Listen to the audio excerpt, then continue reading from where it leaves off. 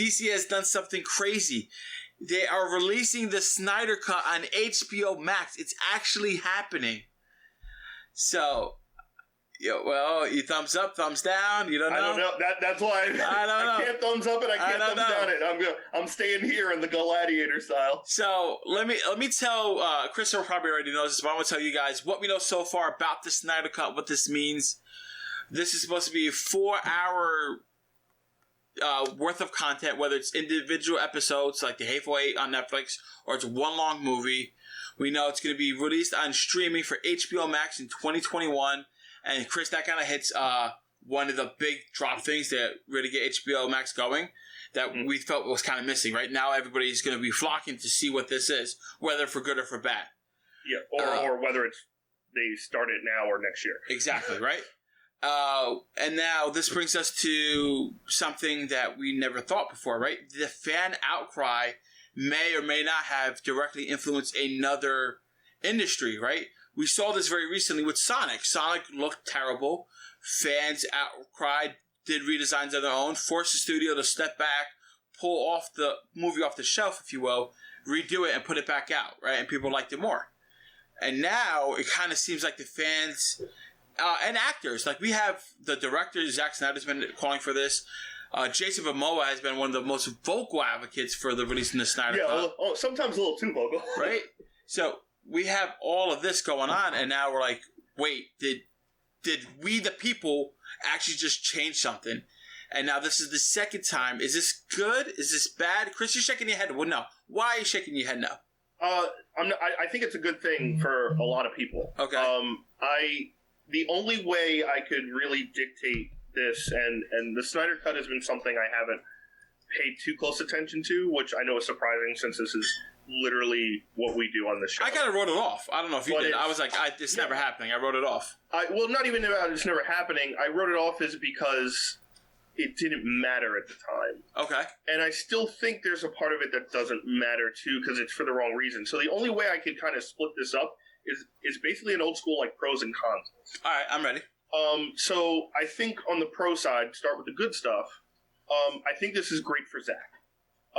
Fantastic. I think based on, like, number one overall, this is great for Zack. I think based on what happened with the situation with his daughter during the shooting of the film and him finally getting his version out there is a very positive thing for someone who might relate this movie to not being his and the fan negativity and the fan everything, and also kind of being like, I don't want to. He's never even seen Justice League, the one that was finished by Joss Whedon, which is probably for the best.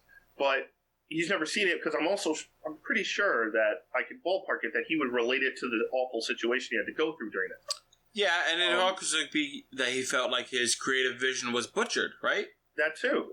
So this is, I think, a good thing for them. I think, again, they're putting $30 million into finishing his cut with the effects and the editing. That's not a joke. That's a lot of money to put in on something that may or may not work. You know? Yeah. And that's a positive. I think it's also positive for DC fans and DC in general in the form of, and very specifically in the form of, this is something, positive coming out of that universe where a lot of DC fans, including myself, who are sitting there going, doesn't seem like Warner Brothers really gives a crap about this universe. They're kind of just trying to make money off of these names in the movies, but not really caring about the content. I mean, now we're starting to see, at least me as my personal fan, I'm starting to see a change, right? I'm starting to see WB putting more care and love into these characters, and we're getting better quality stuff.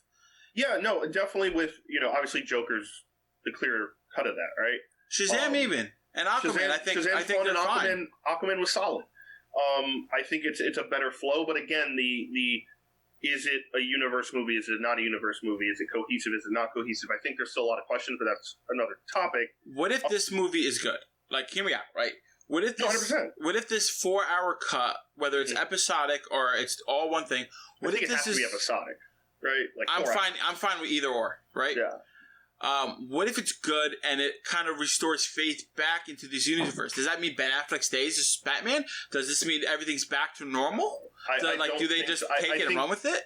I think if it's good, then we have a solid closure for that time period of heroes. Obviously, without Momoa and Gal Gadot as Wonder Woman, I don't think that's going to stop anything with the new Batman with Robert Pattinson. Okay. But I think it's a good closure piece of like, hey, this is out. How it's supposed to go down. Yeah. So I think it's obviously good for HBO Max. Yeah, HBO Max is going to love this. Because to me, even though this is next year, this is probably more publicity and talk about than we've heard. And it's out in a couple days, right? Like, yeah. Today's Memorial Day. Happy Memorial Day, everybody. Hello. Thank you, everyone. Hello. They can talk back. Hello. So this is probably the most like publicity or advertising they've gotten for HBO Max, even though it's something about a property next year. Mm-hmm. And also, it might lead to others getting the same treatment. Whether it's, there's been talks now of David Ayer's cut of Suicide Squad getting the same treatment as Zack's movie. There's been talks of, which I don't think this will ever happen, but there's been talks now of Colin Trevorrow's version of Episode 9 of Star Wars getting an animated feature. That I would love, because I've seen a lot of it. I think that would... Yeah. But my question is, like, now, if these things start to happen, right? Yeah. If now the movie theater is like, all right, we put this out and it was subpar, now we're just going to release the better one to you, does that set a dangerous precedent of... It does. The, of industries and, companies making, one version, knowing that there are better versions later and people are going to pay for it? Or is this setting the precedent of, okay, your movie might be so-so, fans are outcrying, and that forces you to do better, right? I think, like, that's kind of like the one we're hoping. Like, this creates more accountability on the industries, right? On these creative heads to make better content. But this might have the opposite effect and make it have, subpar, knowing they can make another version of the same movie and get double the money, if almost. You know what I mean? I'm honestly against all of that. Okay. And here's my reasoning. As fans, and this is, you actually segued perfectly into the cons list. Boom. Of my pros and cons. The fans themselves, if you're, like, fans should not have say in anything as far as dictation, as far as storyline. But they're making it for us, the fans, right? No, they're not. No, they're not. I mean, ideally, they're making it for the fans, right? They're making in it for the bottom dollar. But here's the thing. As far as, like you said, putting pressure on the studio, these guys don't need any more. They already have pressure from studios that are, saying, this is what we need to make. But it's a different kind of pressure, right? It's a pressure of the bottom dollar, right? It's a pressure of, you need to make this movie, it needs to make X amount. I'm seeing it as like, oh, you have that, but now you're having the pressure of like, all right, sure, but you need to make sure it's this quality of good, right? But otherwise, that's up to the story and up to perspective. Okay. Right? If you're a fan, I guess. You just hear me out. If you're a fan, you're not a fan because you were part of the creative process. No. You're not a fan because you were on set directing and helping and working and getting paid to do this and paid to live out a vision. Mm-hmm. You're a fan because you saw something that you liked. Yeah. And you decided that you like it, and you decided it connected with you and that's how you become a fan, right? Like, I'm not a fan of the New York Yankees because I was told to be, or I sit behind the batter's box and tell Aaron Judge what to hit. Like, oh, Judge, hit a home run now, hit a double here. Why didn't you hit a single? No, I'm a fan because of the way those players are playing, and I'm a New Yorker. So, like, you know what I mean? Like, in sports, you're not a fan because you can dictate what people do. Okay. You're a fan because of what you see on the field and what you see on the court and what you see in everything else. So it's the same thing. You can't be a dictator and say, I'm only a fan if you do what I say. I'm only a fan if they change it. I'm only a fan of this and this. And that's the problem we're getting now. Mm-hmm. And that's a real, real big problem. Regardless of how, you mentioned Sonic in the meeting, regardless of how much better Sonic looked, and I agree with you, it looked a lot better the second round. That isn't the fans' vision to dictate. That's the studio's vision to dictate. If the internet was as powerful back when, like, Dragon Ball Evolution came out, or Avatar: The Last Airbender live action movie, it might be a different world as far as films.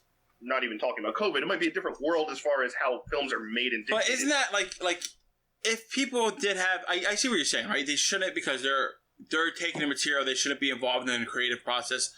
But like, if this outcry causes to have better movies and better content, isn't that, for lack of a better word, isn't that better? Isn't that better for fans, for movie theaters, for the companies? Everybody makes more money. Everybody's happier.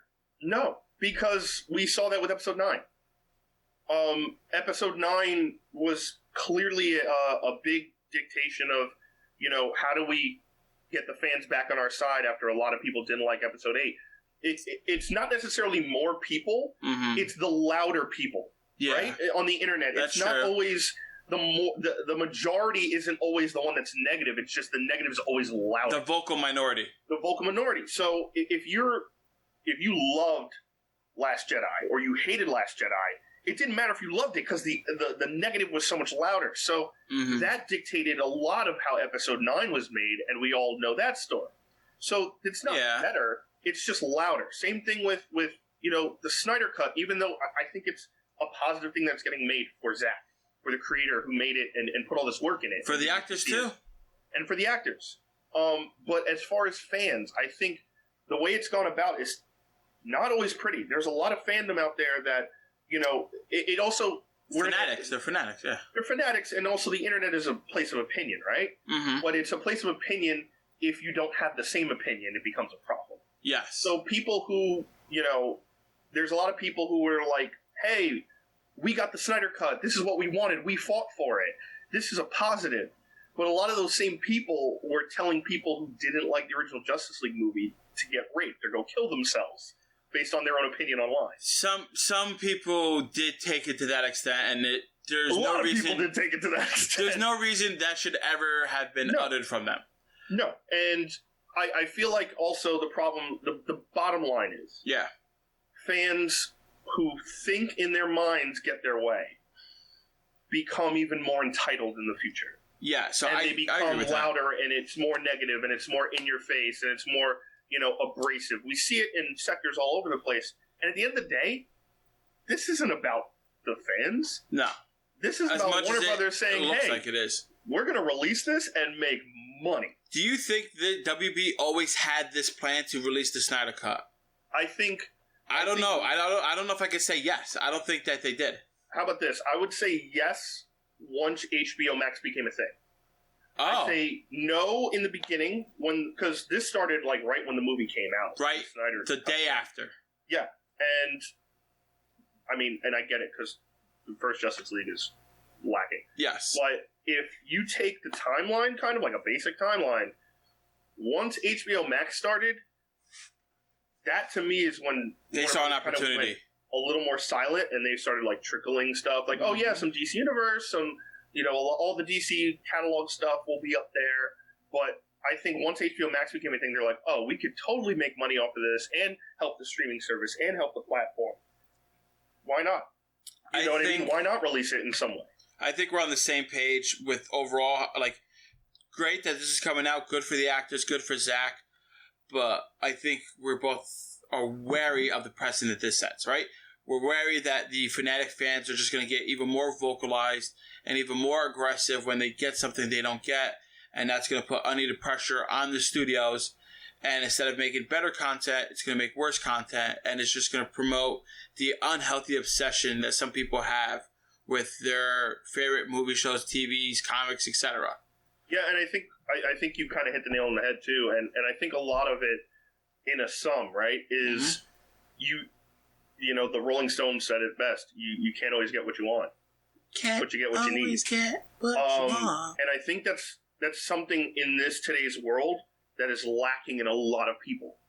A lot of people can't handle the word no. Yeah. A lot of people can't handle not getting exactly what they want, and they can't handle, looking at things without entitlement. Mm-hmm. I love Star Wars. It is a part of my being. It is a part of my soul. It is my religion. It's not mine. No. I don't own it. I don't add to it besides talking about it and giving it free publicity. True. I love comics. Not that it needs any. Not that it needs it. Yeah. You know, Rob and I both love comics. Rob's wearing a Flash shirt right now. I'm wearing a Justice League shirt right now. You know, Is Flash on there? Oh yeah, he's right. Oh, he's on the bottom. He's running around on the bottom. They always put my boy Flash in the bottom. See, that's but they gave him the full pose. They gave him the full. Yeah, Batman has a full pose on the top. Come on. Well, yeah, it's Batman. Yeah. But you notice how real quick. You notice how Batman's above Superman? Just want to let you know. Hey, did you notice how Superman was voted the best superhero of all time this year? I did not see that. Everywhere. I'm looking at your shirt. I see what's in front of me. Oh, the shirt from the 60s. Got it. That's not from the 60s. JLA, yeah. This is like 60s. No, the actual shirt itself is not from the 60s. No. But it's like it was made Adams. modernly. It's Jose Luis Garcia Lopez. I know. Anyway, but finish again, Rob has a Flash shirt on right now. That's not because he's doing well, I'm sure he's doing laundry, hopefully, and he has to put on a shirt. No, we like these characters. We love these characters. We love this. That's why we're doing this. It's because I am the Flash. We're not getting paid to do this. We like to do this. We will want to get paid to do this. So give us your money. Please. I don't know why I turned into the Count from Sesame Street. 1 bag of money. 2. But at the end of the day, right, it's you're a fan of something. You don't own it. You have no precedent for it. You can like it. You can not like it. If you don't like it, you don't have to watch it. If you like it, go ahead and watch it and love it. I just think there needs to be... again, we've talked about this, more accountability with people who go too far. And again, I don't think at all fans should get what they want, because what does that create in a positive way? It creates people who create things. Are you excited for this is the real question. I'm excited for this. I'm looking forward to this. I'm going to watch it day one when it comes out, more for the curiosity factor than anything else. I can answer the question as I'm not excited for it. Okay. I'm worried it's not going to be... good. It's still not going to be good. That's going to be the kicker. Like, here's the thing. Like, when this comes out, after all these fans who honestly stupidly are like, we did it. No, you didn't. And if it comes out and it's worse or still bad, they're all going to look like dumbasses. Hurt. That's going to hurt so bad. And 2, I will say I'm very excited to see Darkseid, Martian Manhunter, and Green Lantern. Yes. To me, that was a lot of, like, Green Lantern was lacking in this film. Mm-hmm. Well, he was exactly. But I thought, like, that character would have added a lot to the film. Kind of like the funny... Well, the Green Lantern is like the bridge for the Justice League to get into the interdimensional space saga, right? They're the bridge. Darkseid and helps with everything Apocalypse and everything else. We're going to get to see Black Suit Superman, which is cool. Yeah, I'm down. I think that'd be cool. I actually would rather see the mustache cut of Superman with facial hair. Because one, we've seen what Henry Cavill could do with long hair in The Witcher. I can. But 2, he's like the manliest man ever. So, and he looked good in that mustache. I saw it. He looks good in that mustache. I loved 90s, like, return of Superman after he dies and comes back after Doomsday, and he's in the black suit with the yellow, with the silver, and he's got long hair and a full beard. Like, kind of like Rob's beard. Like, it's full. I'm trying to get it longer, guys. It's going to be a lumberjack. Yeah. But, like, I would totally love the mustache cut. But, yeah, no, I'd say I'm intrigued by it. I'm very wary about it still. Okay. But I think it's a positive, like I said, for Zach. And I think overall movies, kids, you can't get what you want all the time. But that's okay, because that promotes creativity. Hey, I like this, but I didn't love it. What if it was like this? What if it was like this? That's how you get writers in Hollywood. That's how you get people who create. That's how you get Dave Filoni.